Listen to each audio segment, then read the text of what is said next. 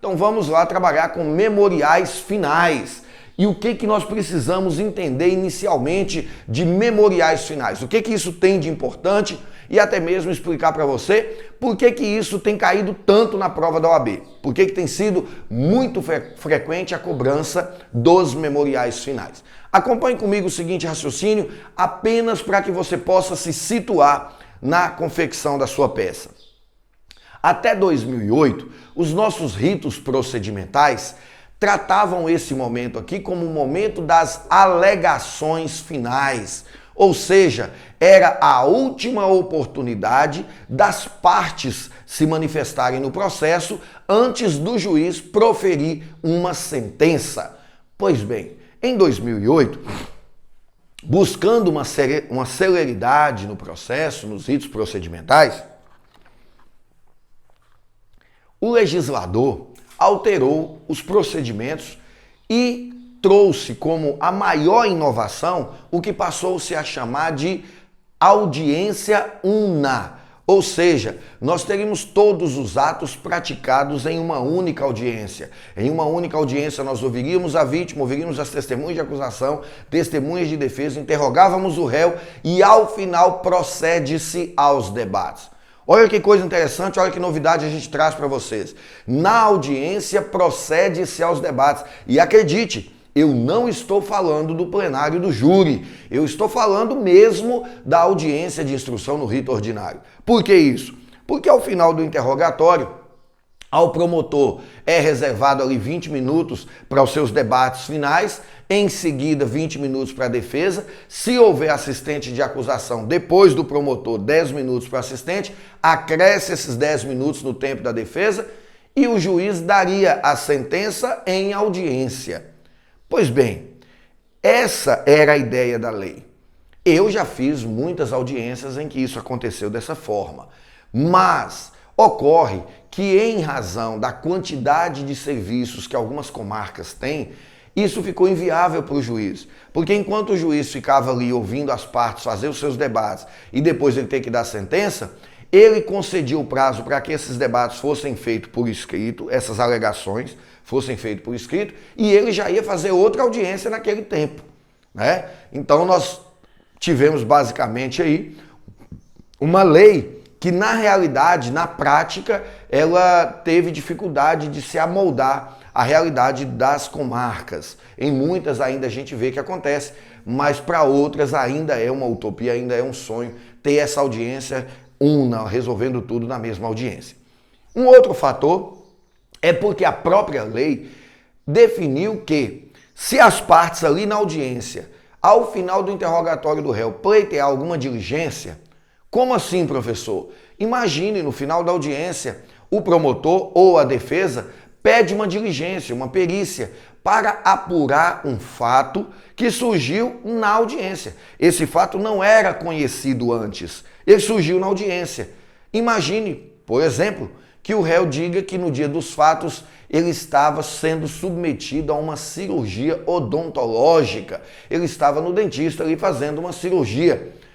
Com certeza o Ministério Público vai pedir ao juiz que oficie esse odontólogo para que mande para os autos, encaminhe para a justiça, cópia do orçamento, cópia do recibo de pagamento, cópia do agendamento, que demonstre que realmente nesse dia o réu estava lá fazendo esse tratamento odontológico. Se for pedido essas diligências e o juiz deferir essas diligências, óbvio que as alegações não serão mais orais. Nós não teremos debates orais, porque o juiz vai encerrar a audiência, vai determinar que se faça a diligência, cumprindo a diligência, volta o processo para o juiz abre vistas para o promotor apresentar o que a gente chama de memoriais finais. E por favor, não escreva na sua peça memoriais escritos, porque todo memorial é escrito. Tá? Memorial é o ato de se colocar no papel aquilo que estava na sua memória. Então, memorial, todos são escritos, não precisa dizer memoriais escritos. Diga memoriais finais. Por que memoriais finais? Porque esses memoriais é a peça que substitui a antiga alegações finais.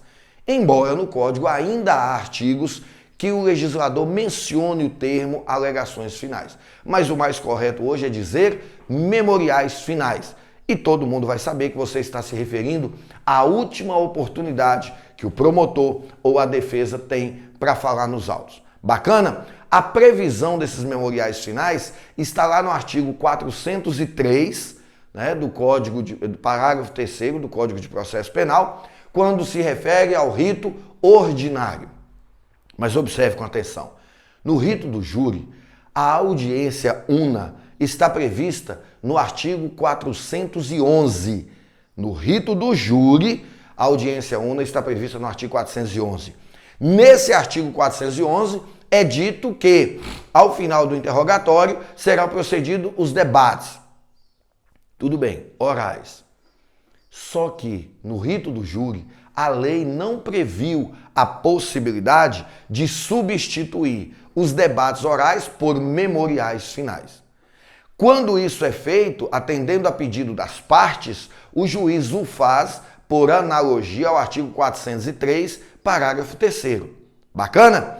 Se vocês acompanharem comigo, vocês verão que lá no artigo 394, parágrafo 2º, anote aí, 394, parágrafo 2º, está escrito que aplica-se o procedimento comum a todos os procedimentos especiais naquilo que não for contrário.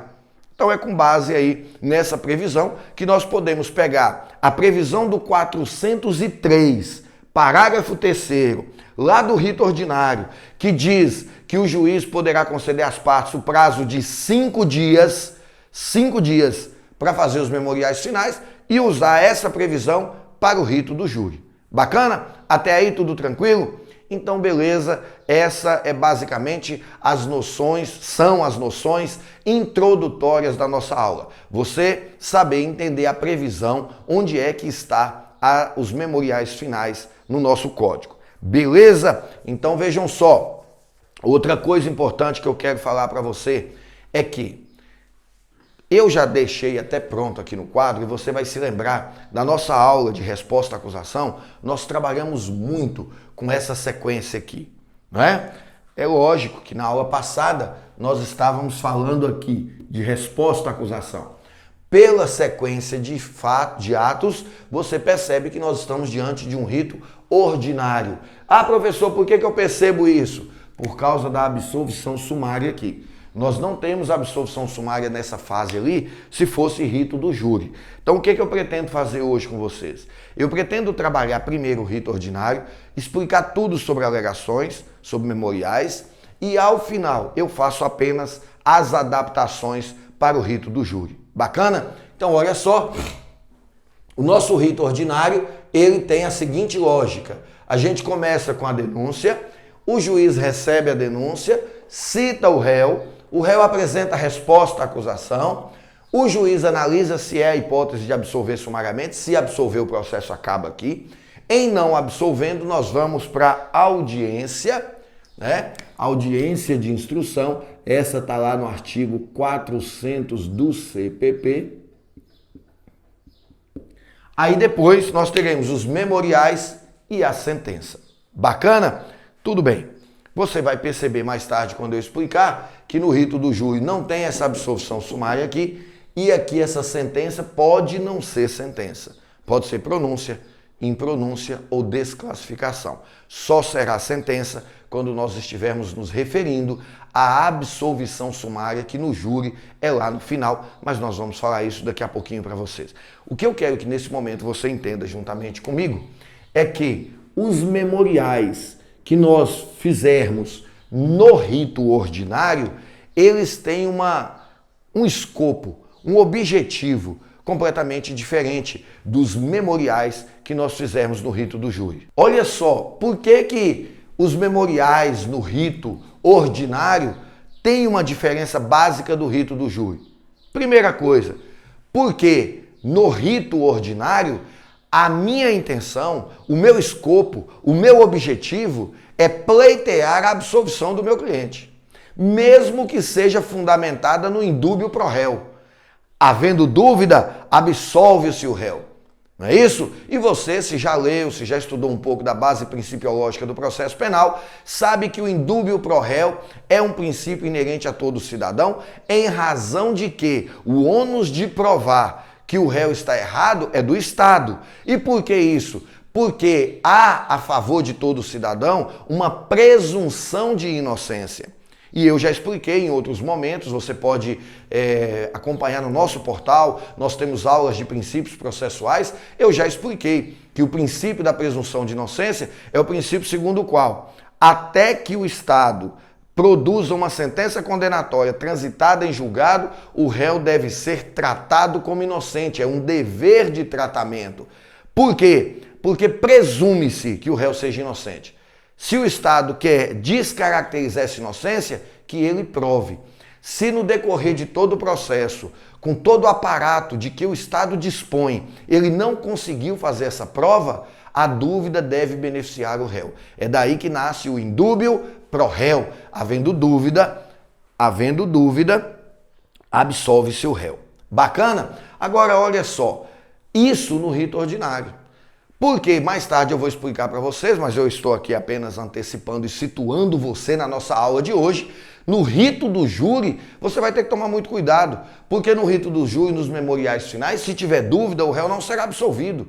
Aqui no rito do júri, o réu somente poderá ser absolvido se houver juízo de certeza. E aí nós vamos falar disso daqui a pouquinho. Aí reside talvez a maior diferença entre memoriais finais no rito ordinário e memoriais finais no rito do júri.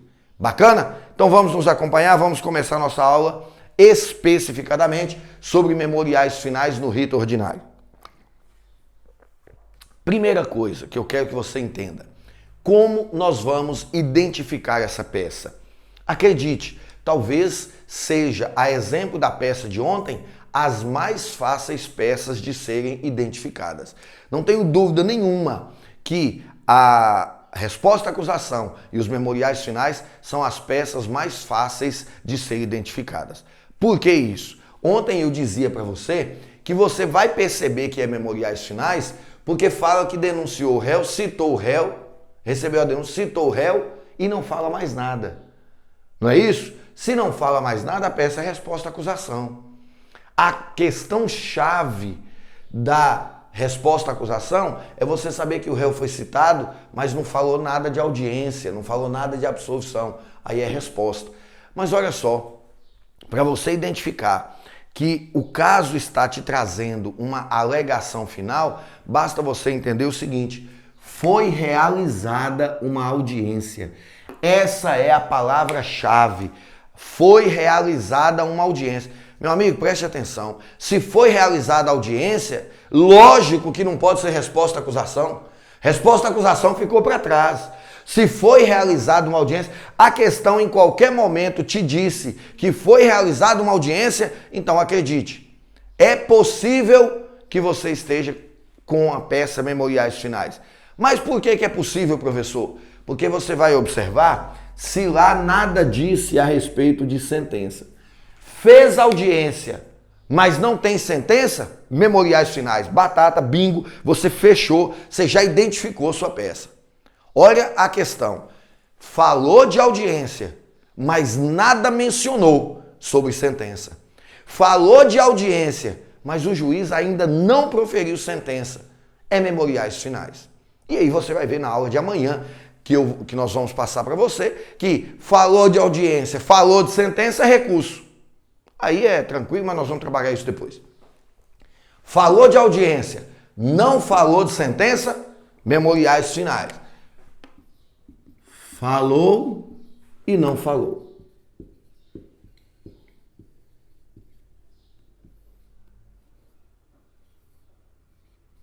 Ó, que bacana. Falou de audiência, não falou de sentença, memoriais finais, você já identificou a peça sem nenhum problema. A partir daí, nós vamos trabalhar a estruturação dos nossos memoriais finais, da nossa peça memoriais finais. Como que você vai estruturar? Ela tem uma estrutura muito parecida com a estrutura da resposta à acusação. Como eu dizia na aula, dividida em 2 blocos. Vamos com calma para você entender. Primeiro, você já identificou a peça. Agora você vai estruturar sua peça. Como que você vai estruturar a sua peça? Primeira coisa, separando um espaço, você vai colocar lá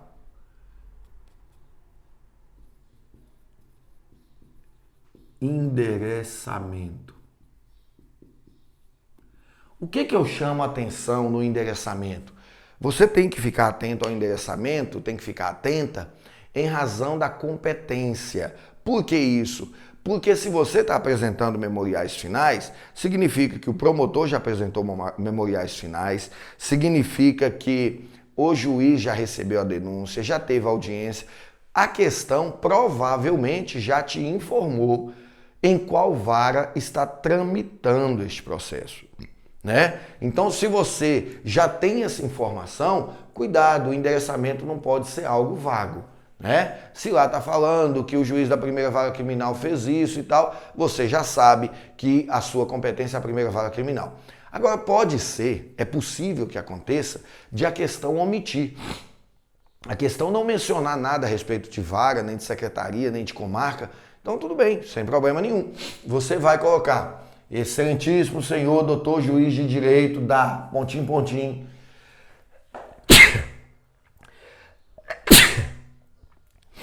Saúde para nós. Você vai colocar: excelentíssimo senhor doutor juiz de direito, pontinho, pontinho, da vara, pontinho, pontinho, da comarca, pontinho, pontinho. Não é comum. Normalmente as questões trazem, tá? Fique atento a isso. A partir daí, você vai colocar a qualificação, e a qualificação nessa peça também não tem grandes relevâncias, porque você vai colocar lá o nome do réu, né, devidamente qualificado nos autos, vem diante de Vossa Excelência apresentar memoriais finais nos termos do artigo 403,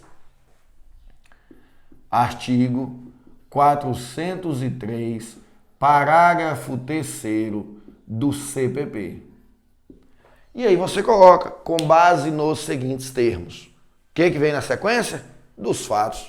Aí você já conhece e sabe muito bem que nos fatos você não precisa, nesse tipo de peça, ser muito analítico. Você pode ser mais resumido, mais sintético e fazer uns fatos mais enxutos. O que não pode é faltar. Mas acredite, é muito interessante para você se você construir os fatos diretamente interligados com a sua fundamentação jurídica. Se você, na sua fundamentação jurídica, vai pedir absolução por legítima defesa, é interessante nos fatos você constar o momento que o ato aconteceu para que quem vai examinar consiga enxergar ali a legítima defesa que você vai sustentar. Tá bom? Se isso for possível fazer, excelente. O que não pode é você deixar de colocar os fatos.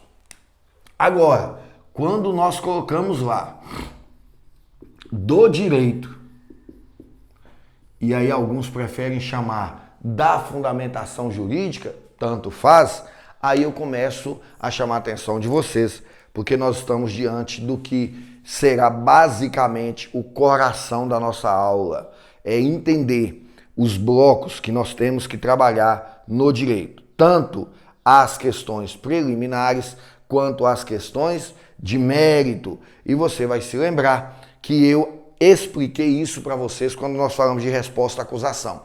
Em resposta à acusação, eu sugeri você dividir em dois blocos dos fatos, dois blocos, né? Do direito, das preliminares e do mérito. Hoje nós vamos voltar a falar disso, tá? E aí você vai ficar atento, porque lá você vai colocar o seguinte: das preliminares.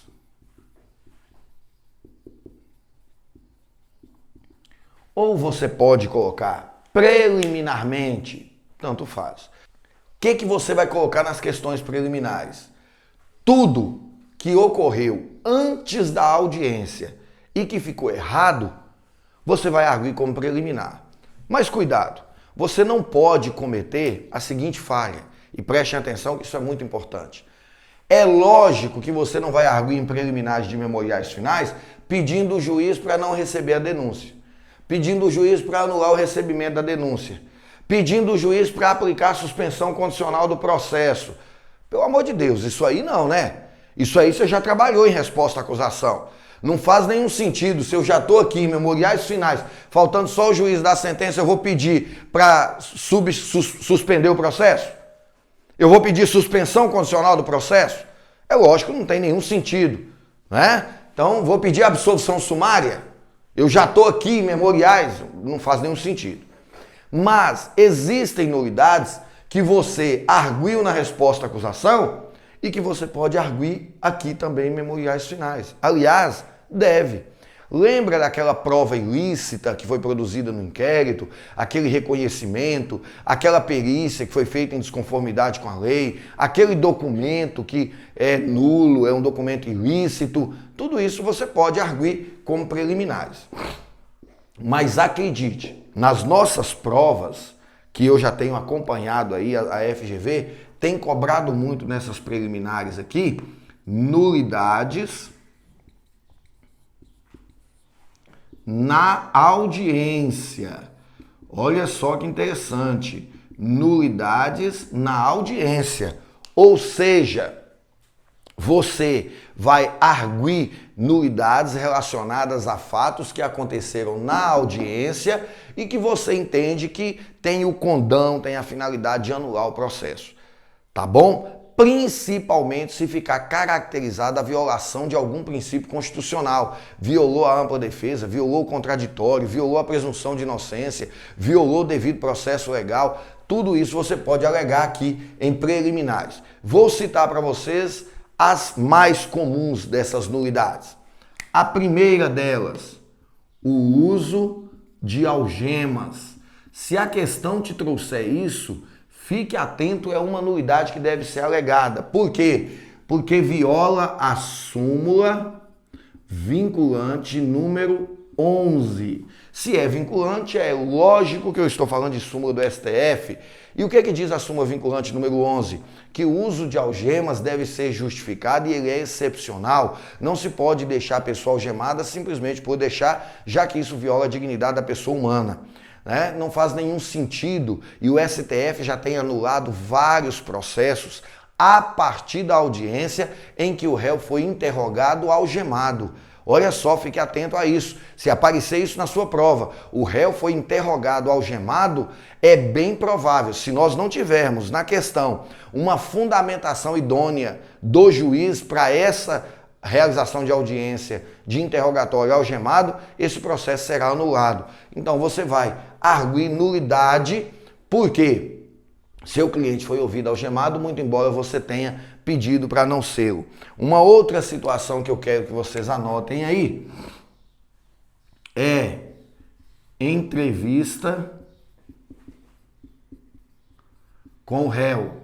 Olha só, é direito do réu ser entrevistado reservadamente com seu advogado antes do interrogatório. E aí eu chamo um detalhe, uma atenção para vocês, embora eu não acredite que a OAB vai cobrar dessa forma, que a FGV vai trazer isso numa questão dessa forma. Mas observem o seguinte, imagine que você chegou no início da audiência e conversou com seu cliente. Você teve a liberdade de conversar com ele ali reservadamente e tal, e foram para a audiência. Ouviram todas as testemunhas. Aí ele vai ser interrogado. Antes dele ser interrogado, você tem o direito de conversar com ele de novo. Só se você não quiser. Mas você tem o direito até mesmo de conversar sobre tudo que se produziu na audiência ali. Então, entrevistar reservadamente com o cliente é um direito dele, é um direito seu antes do interrogatório.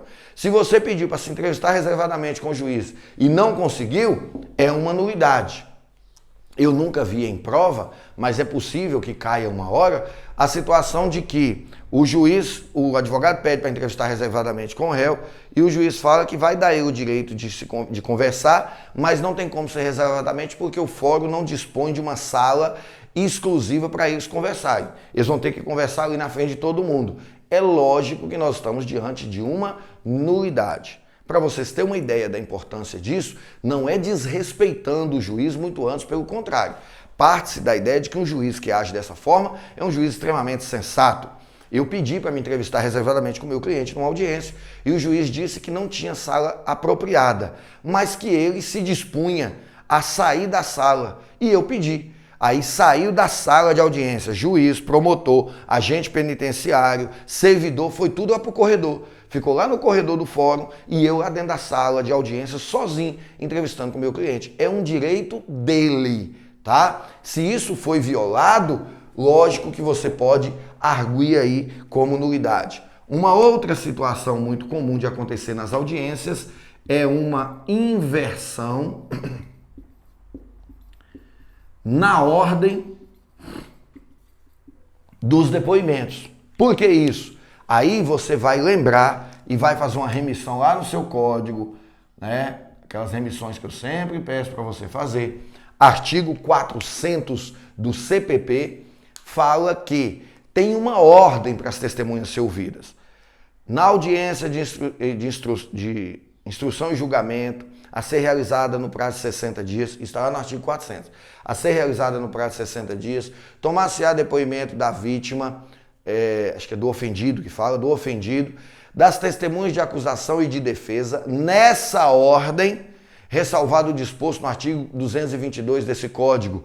O artigo 222 fala das cartas precatórias, né? Então, a partir daí, entende-se que, em havendo carta precatória, pode inverter a ordem das testemunhas. Pode ouvir primeiro nessa audiência uma de defesa e ouvir via precatória depois uma testemunha de acusação. Mas se não há previsão dessa carta precatória, nós não podemos inverter a ordem das testemunhas. É lógico, evidente, que se houver anuência da defesa e do Ministério Público, nenhuma nulidade haverá. O artigo 563 do CPP estabelece que não há nulidade sem que haja prejuízo. E é lógico, se eu concordei com a inversão, eu não posso alegar prejuízo, tá bom? Agora, teve uma inversão na ordem contra a vontade da defesa e sem que haja previsão legal, é uma preliminar que você vai alegar uma nulidade na audiência. Observem que essas questões aí, elas... Deixa eu ver se tem mais alguma aqui.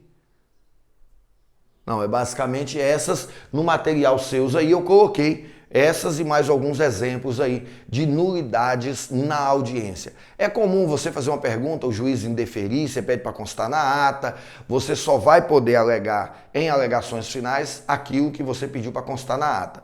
Lógico que na nossa prova você vai alegar aquilo que a questão te informou. Você tem que trabalhar com as informações que a questão te informou. Você não pode inventar questões sob pena de estar identificando sua peça e aí você vai ter sua peça zerada. Cuidado com isso, não invente questões. Bacana? Então você vai pedir a nulidade dessa audiência baseada nesses fatos. E aqui eu peço uma atenção sua, fazer uma remissão ao artigo 564 do CPP, que esse 564 vai estabelecer as nulidades no processo penal e é interessante que ao você arguir uma nulidade dessa, você esteja amparado pelo artigo 564. Bacana? Até aí tudo bem? Podemos passar para o mérito? Então vamos lá porque ele é grande. Olha só. Você arguiu das preliminares, agora você vai arguir do mérito. Os memoriais finais, o mérito é muito relevante. Por quê? Porque é a última vez que a defesa fala no processo, antes do juiz proferir a sentença. Então é o momento que você tem para arguir todas as suas teses de mérito. Eu vou repetir, todas as possíveis teses de mérito para absolver seu cliente. Então aqui você tem tese principal e teses subsidiárias.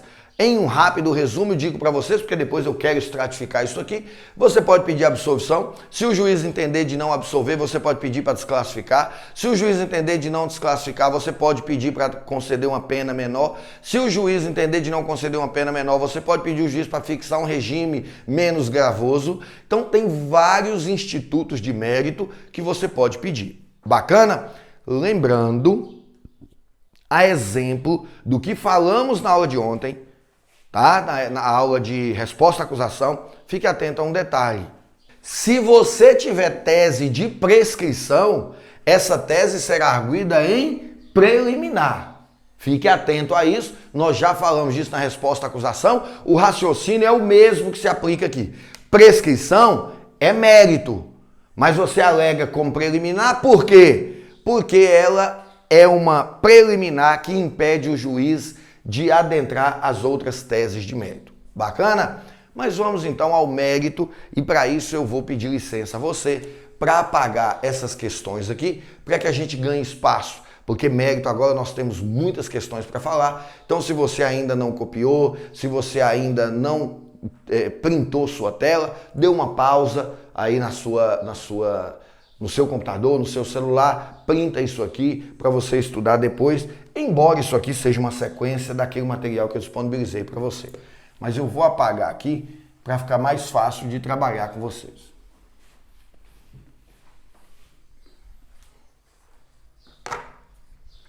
Olha só, você vai trabalhar do mérito. É fundamental para uma aprovação, para que a sua peça tenha uma qualidade apta a te aprovar, que você divida as suas teses em tópicos. Não misture os assuntos na hora de discutir a fundamentação jurídica. Lá na prova vai ter uma folha de rascunho, é para isso mesmo, para que na folha de rascunho você organize suas teses. Lendo a questão, você já vai anotando no rascunho. Você viu uma questão de prescrição, anota no rascunho, prescrição. Você viu uma questão de absolvição, anote no rascunho, absolvição.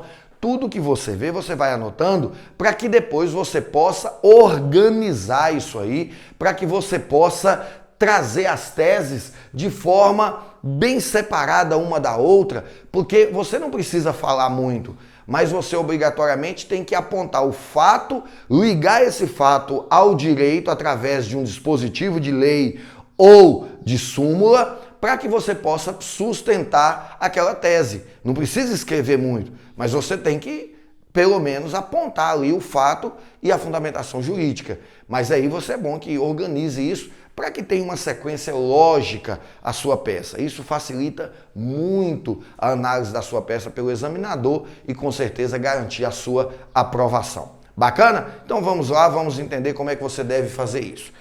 Se você colocou 2.1 do mérito, você vai colocar 2.1 da absolvição. É lógico que se tiver memoriais finais na sua questão, vai ter que ter uma informação que te permita discutir a absolvição. E por que vai ter isso? Porque a absolvição é o foco principal, a absolvição é o escopo principal dos memoriais. É óbvio que se cair memoriais, a questão vai te trazer alguma coisa relacionada à absolvição. Ao se falar de absolvição, fique atento. Você vai abrir o seu código no artigo 386 do CPP. Quer entender uma remissãozinha? Vai aqui, ó. Artigo 400, ver artigo 386, né? Os memoriais. Artigo 403, parágrafo 3º. Remissão, ver artigo 386. Isso facilita muito o seu trabalho. No 386 você vai ter 7 incisos. 7 incisos. Você tem que saber cada um deles. Os incisos estão no código, mas você vai ter que entender cada um deles. Então vamos lá, vamos trabalhar com esses incisos aí.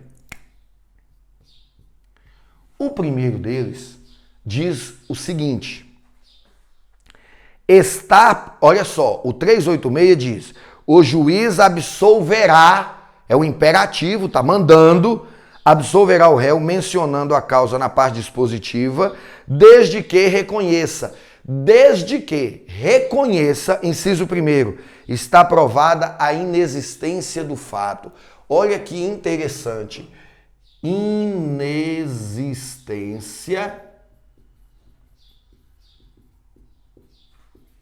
do fato. Você já viu isso aqui com outro nome. O nome que você viu isso aqui chama-se materialidade. Materialidade.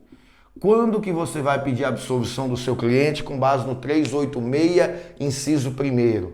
Alegando que o crime não existiu, que não há crime. E aqui um fato importante. O inciso 1º é quando está provado, tem prova que o fato não existiu. Isso é comum, por exemplo, em caso de lesão corporal, em que o Ministério Público denuncia o réu por lesão corporal, a vítima não aparece lá para ser ouvida, não tem testemunho ocular, não juntaram nos autos nenhum auto de corpo de delito, então não tem lesão. Então não tem fato, não tem crime, né? Preste atenção, isso é muito importante. Aqui é juízo de certeza sobre a inexistência do fato. Bacana? É o que nós chamamos de materialidade. No inciso 2º, porém, nós temos a mesma situação, inexistência do fato, mas aqui,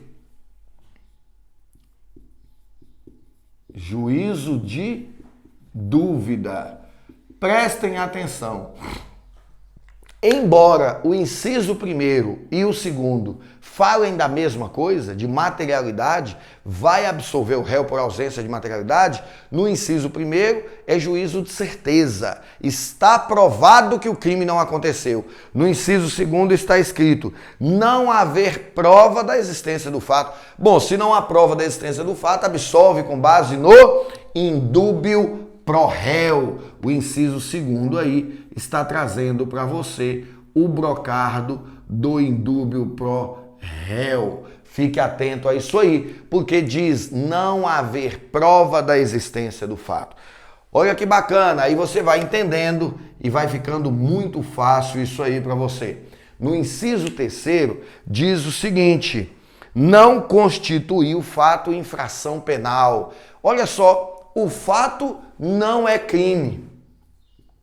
O fato não é crime. Ah, tá. E o que é isso aqui? Você já viu isso em algum outro lugar. Isso recebe o nome de tipicidade. Ou seja, o fato é atípico. Quando que você vai pedir a absolvição do seu cliente aqui nesse caso? Por exemplo, dano culposo. Eu já falei para você. Artigo 163, crime de dano. Mas tem que ser doloso. Se for culposo, aí é um fato atípico, não é isso? Então você vai trabalhar. Outra coisa, você vai pedir aqui absolvição pelo artigo 386, inciso 3º, no caso de princípio da insignificância. Lembra da aula de resposta à acusação? Princípio da insignificância, nós vamos trabalhar aqui com a tipicidade material. Não há tipicidade material da conduta. Em razão do princípio da insignificância, você vai pedir a absolvição com base nesse inciso 3º. Agora vem o inciso 4º e o 5º e trabalham com a seguinte lógica. Autoria. Olha só o que fala o inciso 4º. Está provado que o réu não concorreu para infração penal. E o inciso 5º. Não existe prova de ter o réu concorrido para infração penal. Então, em ambos os casos, eu falo de autoria. Só que em um, com juízo de certeza. Porque há provas de que não foi ele, de que ele não participou dos fatos. E aqui, juízo de dúvida. Se é juízo de dúvida, logicamente, eu estou falando do indúbio pro réu. Vejam bem, aqui na autoria, eu estou falando de juízo de dúvida e juízo de certeza.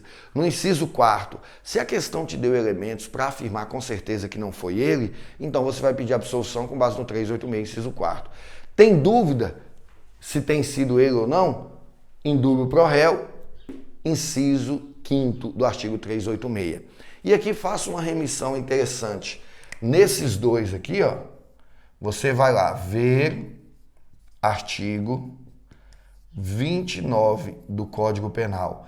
O artigo 29 fala da autoria, ou seja, lá no artigo 29 você vai ler que quem de qualquer forma contribui para o crime incide nas penas a ele combinada na medida da sua culpabilidade. Nós estamos a dizer aí a teoria monista da autoria, que diz quem de qualquer forma, quem participa é autor, quem é coautor é autor, quem executou é autor. Então todos que participaram de alguma forma são autores. Se você vai falar que o seu cliente não é autor, tem juízo de certeza ou de dúvida, é interessante que você faça uma referência ao artigo 29. Bacana?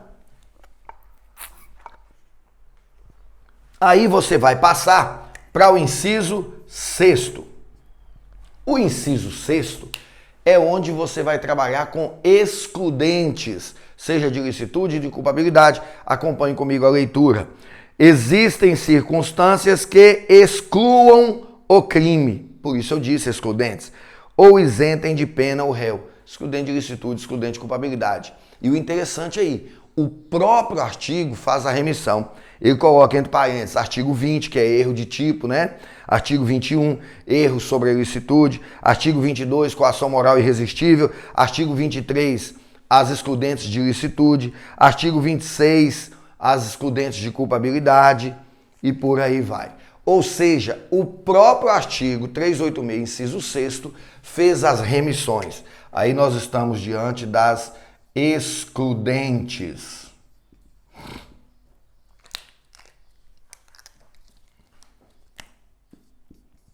De ilicitude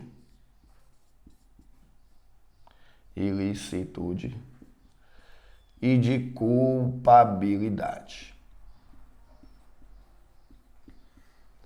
Olha que bacana. Você vai pedir absolvição do seu cliente com base no artigo 386, inciso 6º, quando você tiver prova de que ele agiu amparado por uma excludente, seja de ilicitude, seja de culpabilidade. O próprio artigo fez a remissão. Você vai olhar lá no inciso 6º que vai ter isso, não vai ter problema nenhum. Tome cuidado e a partir daí nós vamos para o último inciso. O que eu costumo dizer, aqui é a efetivação do indúbio pro réu. Se existia por parte de quem quer que seja uma dúvida de que o legislador adobe o indúbio pro réu, está aí no inciso 7º. Porque o inciso 7º estabelece o seguinte: não existe prova suficiente para condenação.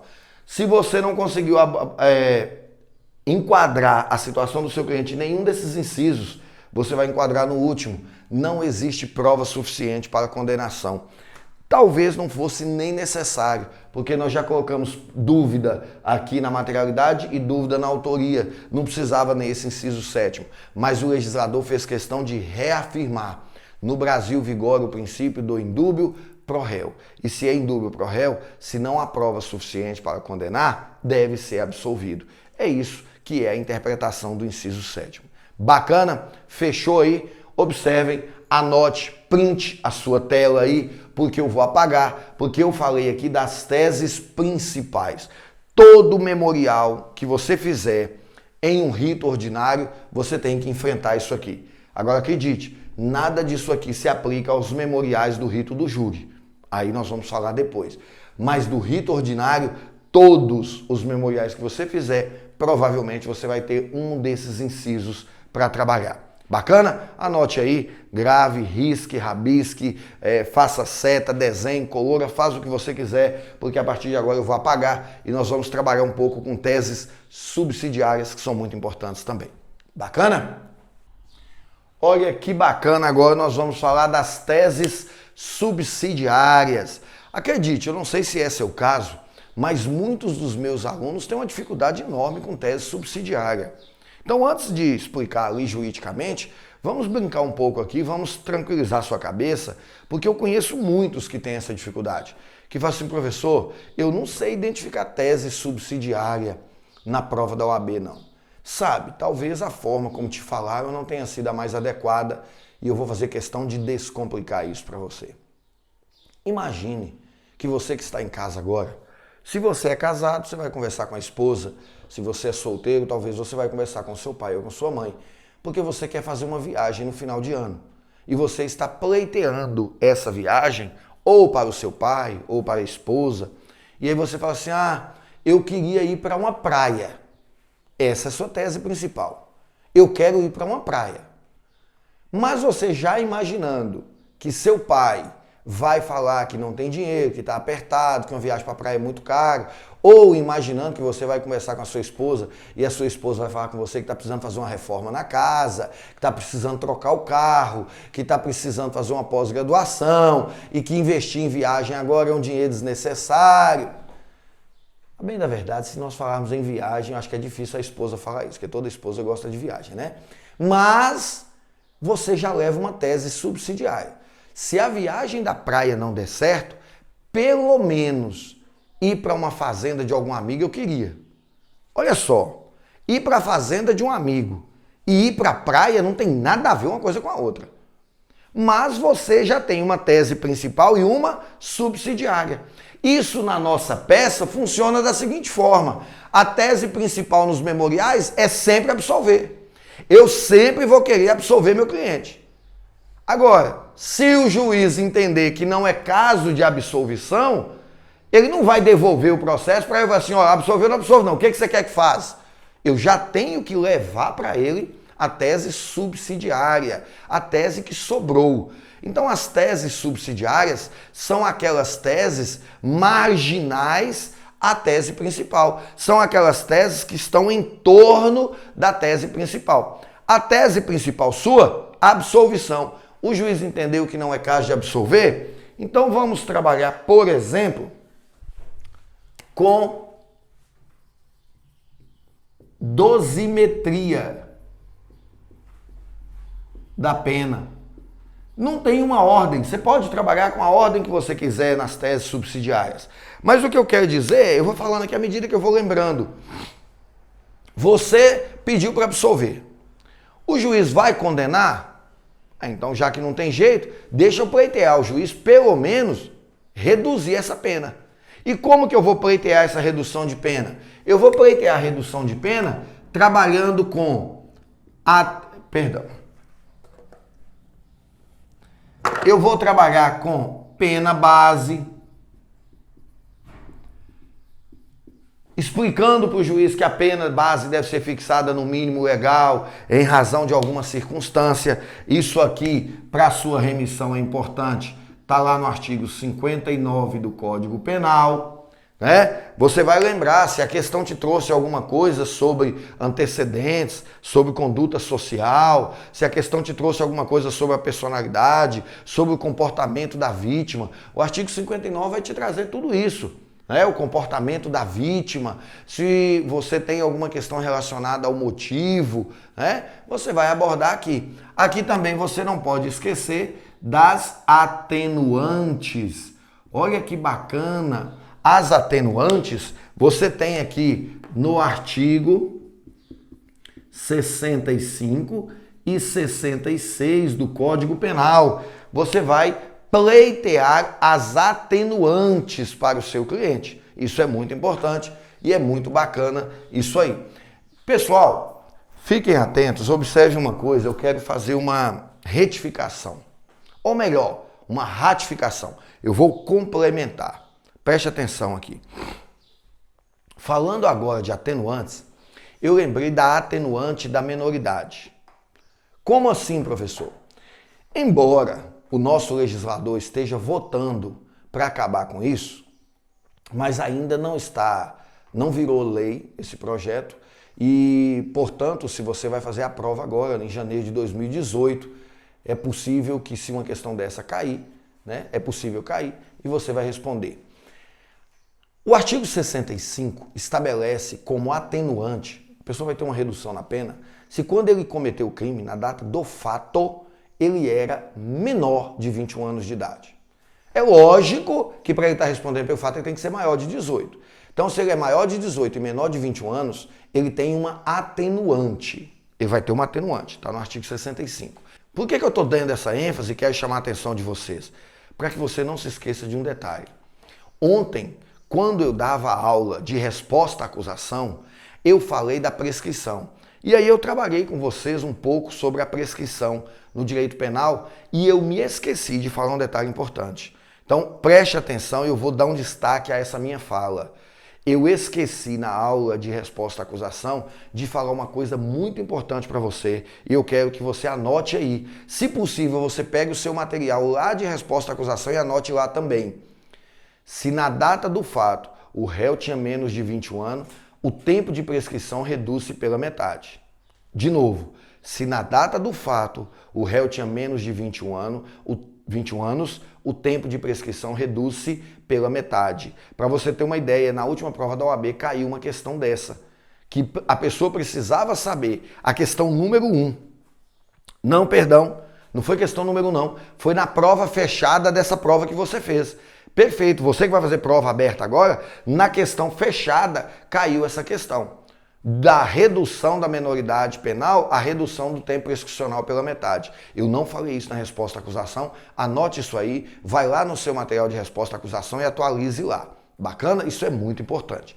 Mas voltando aqui às nossas teses subsidiárias, eu vou trabalhar com dosimetria de pena. Eu vou trabalhar também com regime de cumprimento da pena. Por que é importante trabalhar com isso? Porque você pode pleitear aqui a fixação de um regime menos gravoso do que o fechado, principalmente naquelas situações em que o regime fechado é previsto na lei como regime obrigatório inicialmente. Você vai pleitear isso aqui. Aqui uma tese muito interessante. Pode ser que essas alegações, esses memoriais, estejam sendo feitos na lei de drogas. Porque se você for fazer memoriais finais no crime de tráfico de drogas, os memoriais só não têm essa fundamentação no 386, tá? Tá lá na lei de drogas, mas a estrutura é basicamente a mesma. E aí você vai pedir para fixar um regime diverso do fechado, porque o STF julgou que o regime inicialmente fechado é inconstitucional. É preciso analisar cada caso e analisando cada caso você vai decidir se ele será regime fechado ou regime semiaberto ou regime aberto. Bacana? Então, é uma das teses que você pode discutir aqui no regime de cumprimento da pena. Uma outra tese subsidiária que você pode trabalhar, a desclassificação da conduta. Como assim a desclassificação? Aqui são aquelas situações que o promotor denunciou seu cliente por um crime que pertence a uma determinada classe e você vai pedir para desclassificar para um outro crime, de uma outra classe. Por exemplo, aqui você pode pedir para desclassificar de furto para apropriação indébita, você pode pedir para desclassificar de extorsão, artigo 158, para constrangimento ilegal, do artigo 146, são crimes menos graves e você vai pedir para desclassificar. Você quer que o juiz absolve, seu cliente não praticou o crime, mas se o juiz está entendendo de condenar, que ele condene o seu cliente pelo crime que realmente ele praticou. Né? Então, se você pegar aí artigo 146, e eu sugiro que faça, a título de curiosidade, faça isso aí. Vai lá, dê uma olhada. Artigo 146 é constrangimento ilegal. O artigo 158 é crime de extorsão. A pena de extorsão é de 4 a 10 anos. O de constrangimento ilegal é apenas de 3 meses a 1 ano. Olha a diferença. O que difere constrangimento ilegal de extorsão? A extorsão é um constrangimento ilegal com um objetivo de obter vantagem devida. Você está constrangendo alguém ilegalmente para obter uma vantagem devida. Aí é extorsão. Imagine que no processo não ficou provada essa vantagem devida. Você vai pedir para desclassificar para constrangimento ilegal. Bacana? Uma outra tese subsidiária aí, você vai pedir a substituição da pena. Essa é muito interessante. Eu tinha anotado ali, para que eu não esquecesse de falar para você. E a substituição da pena, você vai fazer uma remissão lá no seu código, no artigo 44 do Código Penal. O que estabelece o artigo 44 do Código Penal?